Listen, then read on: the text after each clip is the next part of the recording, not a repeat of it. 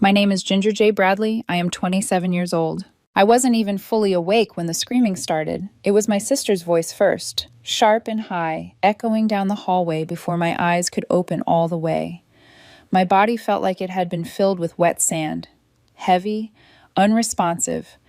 My mouth was dry, my head throbbed, and my chest felt tight in a way that had nothing to do with the accident. I couldn't tell if it was morning or night. The fluorescent lights above me offered no clues, only a dull, humming blur. The last thing I remembered clearly was the sound of metal folding in on itself, my car spinning, a stranger yelling that help was coming. Then sirens. Then nothing. Now I was here, tangled in wires, one arm wrapped in a sling, my leg braced, bruises blooming across my ribs like something trying to surface. My sister Tessa stood at the edge of my bed as if she were inspecting damage she didn't believe was real. My mother went straight to the chair by the window, already scrolling through her phone like this was an inconvenience she planned to wait out. Neither of them asked how I felt. Neither of them touched me. "So dramatic," Tessa said, glancing at the machines and then back at me. "You totaled your car for what? A few cracked ribs and a sprain. That thing was junk anyway." She smiled like she'd made a clever joke. My mother chuckled softly without looking up. I stayed still. My throat burned too badly to speak, and honestly, I didn't trust myself to say anything that wouldn't make things worse. I had learned a long time ago that silence was safer around them. Tessa leaned closer, eyes flicking to the monitor. "This beeping is annoying," she said. "Honestly, you always fake being sick. You've been doing it since we were kids." Before I could process what she was doing, her hand reached out and yanked the cord free. The screen went dark. The room fell silent in a way that felt wrong. Final. I didn't move. I didn't scream. I was too tired, too hurt, too used to being dismissed to even react. A strange thought crossed my mind then, quiet and terrifying. Maybe this is how people lose their minds.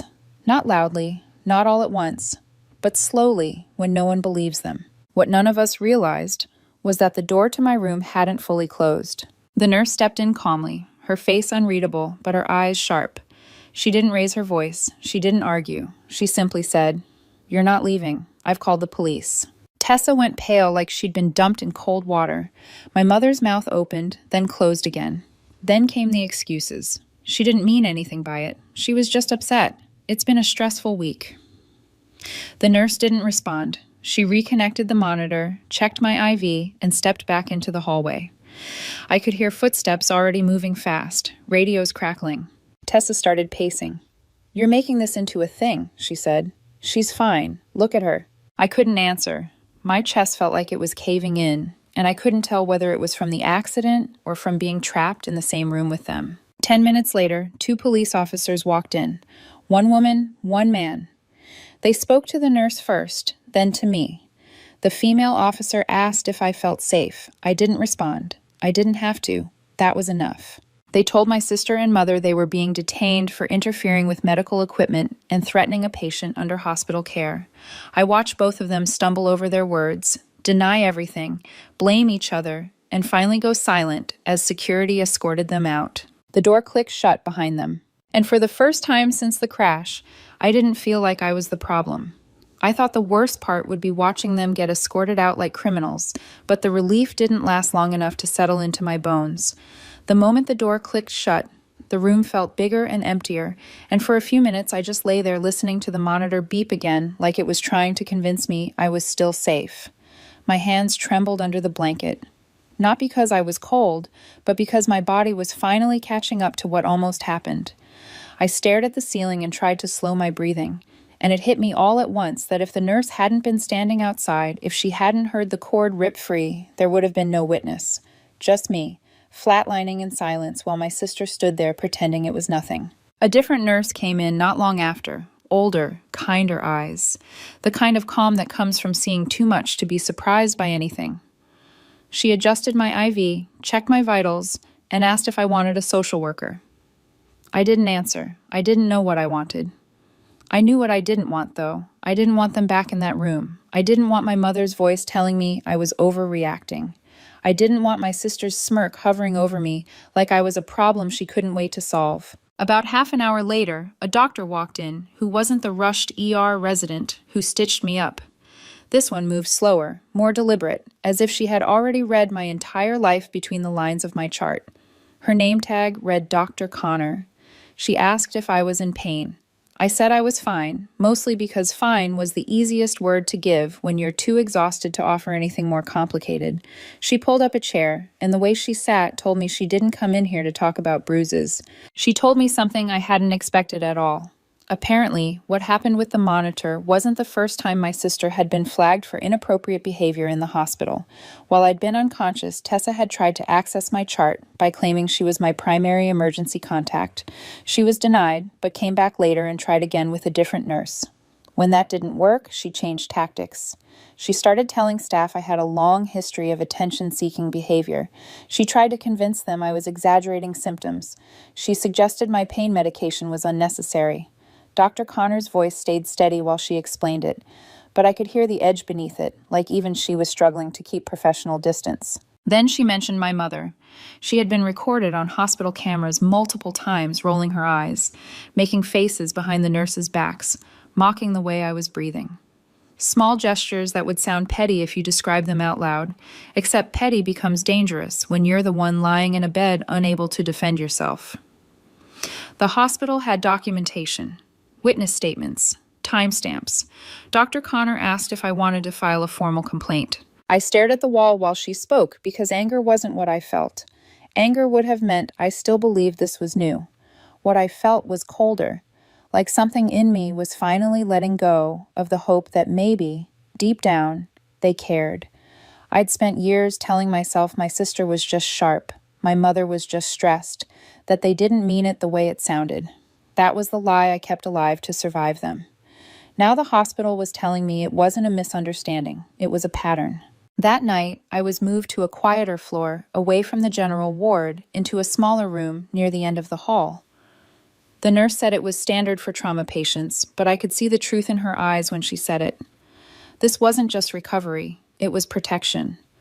The hospital didn't trust my family, neither did I. When my phone was finally returned to me the next morning, it was inside a plastic bag with my wallet and watch. The battery was nearly dead, but when it powered on, it lit up like a warning sign. 32 missed calls, 17 voicemails, 6 texts in a row from Tessa, all sent around 3 a.m, swinging between rage and panic. I can't believe you let them arrest us. Call me now before this gets worse. You're ruining everything. Each message got sharper, more desperate, as if the more she typed, the more she could force reality to bend back into place. My mother's messages were different, shorter, controlled. We didn't mean for it to go this far. Stop making this public. You're hurting the family. She kept using the word family like it was a shield, like it erased what happened the moment she said it. By noon, my Aunt Lorna called me crying. She said she'd heard something, not all of it, just enough to be scared. My mother had already called her, telling her I set them up, that I was making a scene in the hospital, that I was unstable and trying to ruin the family's name while I was doped up on pain meds. My aunt's voice shook as she asked me if any of it was true. I told her the truth, not even all of it, just the part about the unplugged monitor, the nurse hearing everything, the police coming in. I told her the doctor said it was documented. I told her I didn't even have the strength to argue, and that was the part that scared me the most, that they would do something like this when I couldn't fight back. There was a long pause on the line, and then my aunt said quietly, "Oh my God." Not like she was shocked, like she was finally seeing something she should have seen years ago. Later that day, my cousin Rachel texted me screenshots from the family chat. People were choosing sides already. Some relatives said I was doing too much. Some said I should have handled it privately. A few said Tessa was just emotional, and my mother was just worried. But there were also messages that made my stomach turn for a different reason. Relatives admitting they'd seen Tessa behave like this for years, and were just too polite to say anything. People confessing they knew my mother twisted stories and played victim, and they'd always ignored it because it was easier than dealing with her. That part hurt more than the accident. Because it meant I wasn't crazy. I wasn't imagining it. They knew. They all knew, and they let it keep happening because it was convenient.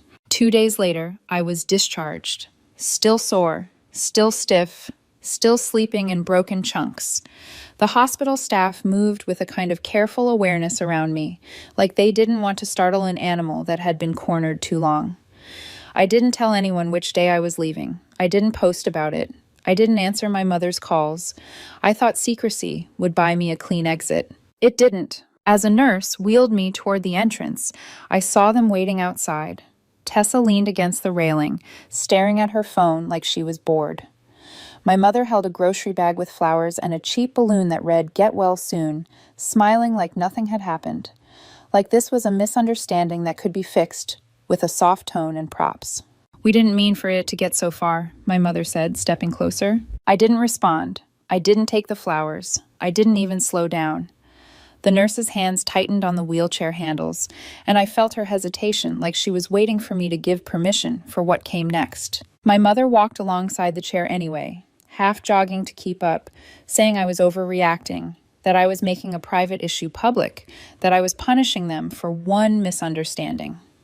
Tessa smirked like she couldn't wait to tell the story later, like she was already rehearsing how she'd make herself look innocent. The nurse's face stayed neutral, but her eyes weren't. She had seen this dynamic before. She didn't look shocked. She looked tired. I got into the car without saying a word. They didn't follow me into it, but they stood there watching as I pulled away, and I could feel it in my chest, the certainty that the hospital had only been the beginning. They had been stopped in public. They had been embarrassed. And people like them don't accept embarrassment quietly. They retaliate. By the time I got home, I didn't unpack. My suitcase sat in the hallway like a warning. I moved from room to room, checking locks, pulling curtains, turning on lights even during the day. Every car that passed made my stomach tighten. Every silence felt like it was holding its breath. It wasn't paranoia, it was experience. And the first sign came in the form of a voicemail from my landlord. He said someone had called, asking about updates to my lease agreement. He hadn't thought much of it until the woman on the phone started pushing for a copy of my key. When he asked for ID verification, she hung up. He didn't get a name, but she said she was my sister. I didn't have to ask which one. I didn't call my sister back. I didn't call my mother either. I sat on the edge of my bed with the phone in my hand long after the landlord's voicemail ended, staring at the wall like it might explain how things had escalated this far. The hospital felt unreal now, like a sealed chapter I could pretend was over, but the call about my key told me something important. They weren't finished. They were just changing tactics. The next call I made was to my bank, then another bank, then the small credit union I barely used anymore, the one I'd opened years ago when my mother had hip surgery and I needed a shared account to cover her medical expenses. Back then, it felt practical, even loving. Now it felt like a trap I'd laid for myself and forgotten about. When I logged in and saw the balance, my stomach dropped. The joint account was down to $800 and change. It had been over $10,000 the last time I checked, maybe 3 months earlier. I refreshed the screen like the numbers might correct themselves. They didn't. There were withdrawals and transfers, 2 large ones spaced just far enough apart to avoid triggering a fraud alert. $3,000 here, $3,000 there. Clean, legal, intentional. I didn't even bother calling my mother to ask. I closed the account immediately and started pulling my name off everything I could remember. Credit cards, shared utilities, old authorizations I hadn't thought about in years. Each click felt like ripping out a wire that had been quietly draining me. That afternoon, I ordered security cameras. One for the front porch, one for the side door, one inside the living room facing the entryway. I hated the idea of it. Hated that I even had to think this way, but I hated the alternative more. I didn't want to be the woman on the news people said should have seen it coming. The technician arrived the next morning, polite, professional, asking if I'd had break-ins before. I told him to make sure everything uploaded to the cloud. That was all the answer he needed. That night, I slept for more than 4 hours for the first time since the accident, the kind of heavy sleep that makes you forget where you are until the sound pulls you back. The bang came just after midnight. Not a knock. A dull, solid thud like a shoulder hitting the door. Then another. Then my name. I didn't move. I stayed crouched behind the couch with my phone in my hand, already dialing. I recognized the voices immediately. Tessa first, loud and sharp, demanding I open the door. My mother closed behind her, calmer, controlled, telling me not to make this worse, that we could talk like adults, that I owed them that much. I didn't answer. The operator told me to stay where I was, not to engage, to wait. Through the live feed on my phone, I watched Tessa pace on the porch. At one point, she picked up a brick from the edge of the garden bed and weighed it in her hand. My chest went tight in a way I couldn't breathe through. She didn't throw it right away. She just held it, like she was deciding how far she was willing to go. The police arrived faster than I expected. No sirens, just headlights washing over the driveway. An officer stepped between them and my door without asking many questions. He told them to leave. They tried to act casual, like they were just checking on me, but they backed away when he didn't budge. They didn't go far. They sat in a car across the street for almost an hour, watching my house like they were waiting for something to change. That's when I called my Uncle Alan and my Aunt Lorna. I told them everything this time. Not the softened version, not the careful one. I told them about the hospital, the bank account, the landlord, the brick in my sister's hand. They didn't hesitate. They drove over that night with overnight bags. Like this wasn't a question, like it was a decision already made. My aunt went straight to the kitchen and started making tea. My uncle checked the locks without saying a word and told me he'd stay up for a while.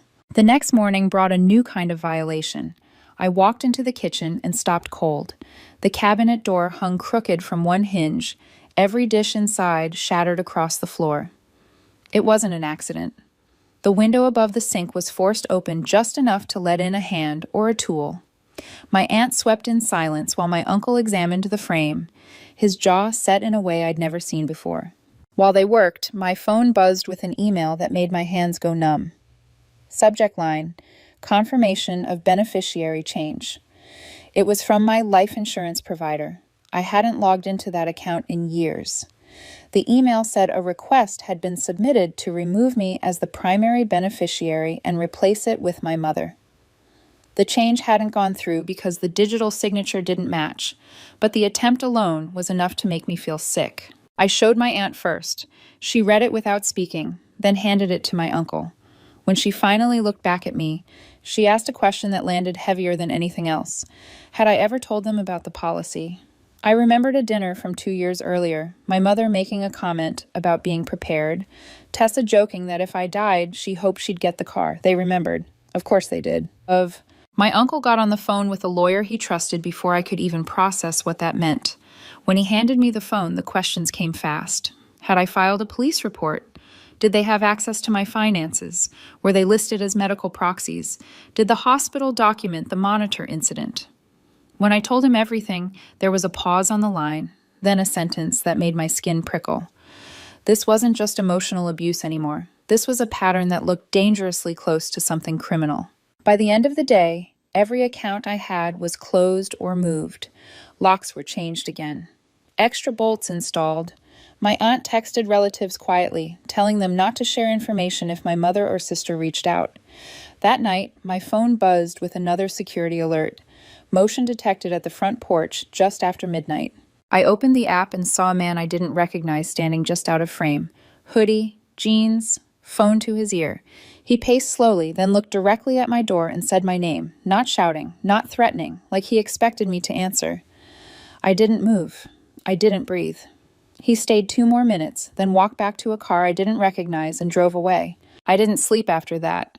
I just watched the footage on loop until my aunt came into the room and asked why I was still awake. When she saw the video, she didn't ask who he was. She just said quietly that we should have stopped them years ago. By morning, my uncle had already forwarded the footage of the man on my porch to the police and flagged it with the lawyer he'd contacted the night before. I gave a short written statement confirming I didn't know him, hadn't expected anyone, and hadn't shared my address with anyone outside of close family. The officer on the phone told me to keep my doors locked and not to engage if he returned. It didn't feel like a plan so much as a pause, but my uncle had something else in mind. He called a meeting, not with the people causing the chaos, but with the ones who mattered. 3 of his siblings, 2 cousins, and 1 business partner met us that afternoon in my aunt's living room. I sat on the edge of the couch, wrapped in a blanket that still smelled like hospital disinfectant, while my uncle laid everything out piece by piece. The hospital report, the unplugged monitor, the attempt to access my medical records, the drained joint account, the life insurance beneficiary change, the man at my door who knew my name. Each detail landed heavier than the last. No one interrupted him. No one tried to soften it. What shocked me wasn't that he had records. It was that he wasn't the only one. My cousin Abby admitted my mother had called her days earlier, asking if she knew how much I might have inherited from our grandfather. There was no inheritance, just assumptions, but hearing it said out loud made my stomach twist. Someone asked if we thought the man on my porch had been sent to scare me. I said I didn't know, only that he looked calm, too calm. That was when the room went quiet. My uncle didn't raise his voice. He didn't dramatize. He simply made a few calls. By evening, the process had started to remove both my mother and Tessa from the family business account, an LLC they had no real role in, but still collected dividends from. He also froze the small trust our grandfather had set up for family emergencies, the one they'd dipped into for years using guilt and stories about needing help. He told me to stop worrying, that it was being handled, but I could see the strain in his face. He knew this wouldn't end cleanly. He was right. That night, around 8:45, they showed up again. No warning, no apology. My mother held a folder like it proved something. Tessa pushed past the threshold before anyone could stop her. They weren't there to talk. They were there to reclaim control. My mother accused me of poisoning the family, of exaggerating everything to play the victim. Tessa knocked over a lamp and said I was turning everyone against them. When my aunt told them to leave, my mother snapped that she was just trying to take my money too. That was when my uncle stepped forward. He didn't shout. He didn't threaten. He said one sentence, calm and clear, loud enough for everyone to hear. If you say one more word, I will have you cut out of every remaining contract, every asset, every dollar tied to this family. My mother froze. Tessa opened her mouth, then stopped when my uncle raised a finger and said, "No more. We're done protecting you from yourselves." He turned to me and asked a question no one had ever asked me before. "Do you want them here?" I said no. And for the first time in my life, someone listened. They were told to leave or the police would be called again. My aunt stood between me and the door until they backed out. No screaming, no tears, just two people realizing the one thing they valued most. Access was gone. That night, I slept on the couch while my aunt made tea and my uncle changed the locks again, even though they'd never had keys. I stared out the window for a long time, not because I expected them to return, but because I finally believed they might not. The fear didn't vanish overnight. Even after they were gone, even after the locks were changed and the house finally went quiet, my body stayed braced like something else was coming. Safety felt temporary, like a thin sheet stretched over something fragile. I slept, but lightly. Every sound outside made me open my eyes. Every vibration of my phone sent a jolt through me before I even looked at the screen. The next morning, while my aunt made coffee and my uncle checked in with the lawyer again, I did something I hadn't allowed myself to do before. I opened my laptop and started looking up apartments in other cities, not nearby ones, not places my mother might accidentally pass through, quiet cities, smaller ones, places where no one knew my last name and no one had expectations of me. I didn't tell anyone I was doing it, not yet. Just scrolling felt like a form of breathing. By the end of the week, the restraining order paperwork was filed. The hospital documentation was attached. Police reports were cross-referenced. My lawyer explained it all in calm, careful language, but the meaning underneath was unmistakable. What happened to me wasn't just family drama. It was a documented pattern of interference, intimidation, and attempted control. Seeing it written that way made something inside me ache.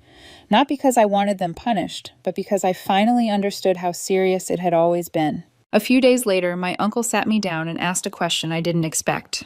"Do you want to stay here?" he said, "or do you want to leave?"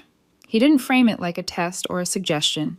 He framed it like a choice I was allowed to make. I told him I wanted to leave. We didn't make a big announcement. There was no group message explaining anything. No social media post. No goodbye tour. Early one morning, before the sun was fully up, I packed one suitcase with the things I couldn't replace.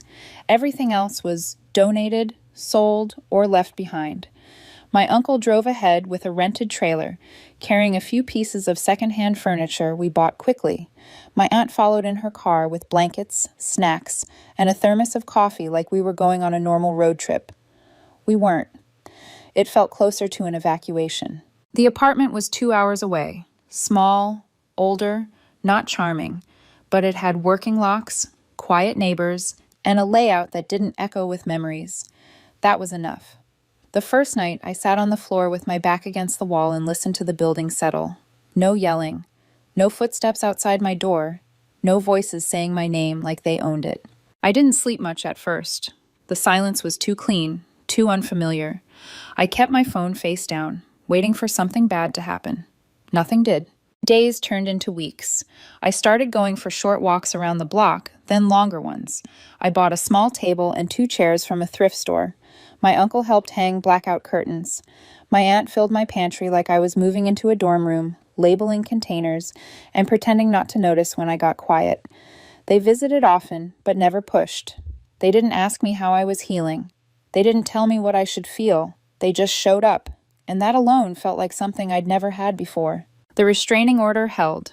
No violations. No strange cars. No unknown numbers calling in the middle of the night. I heard nothing directly from my mother or my sister again. That didn't mean they disappeared. It just meant they stopped reaching me. I heard through my cousin Abby once, through a number I didn't recognize. She said, "You were right. I didn't want to see it before. I do now." I didn't reply, not because I was angry, but because I was done explaining myself. I worked remotely, quietly. Nothing impressive, nothing dramatic, just steady. I saved more than I ever had. I cooked for myself. I learned which grocery store had the best bread. Some days were still heavy. Grief doesn't vanish just because danger does. I grieved the idea of a mother who protected me, a sister who didn't compete with me, a family that didn't treat love like leverage. That grief came in waves, but it passed. It always passed. One evening, my aunt and I sat on the small balcony drinking tea. She looked out over the parking lot and asked if I was happy. I didn't answer right away. Happiness felt like too big a word. But I told her I felt like myself for the first time in a very long time. Not the version of me that stayed quiet to survive. Not the one who absorbed blame to keep peace. Just me.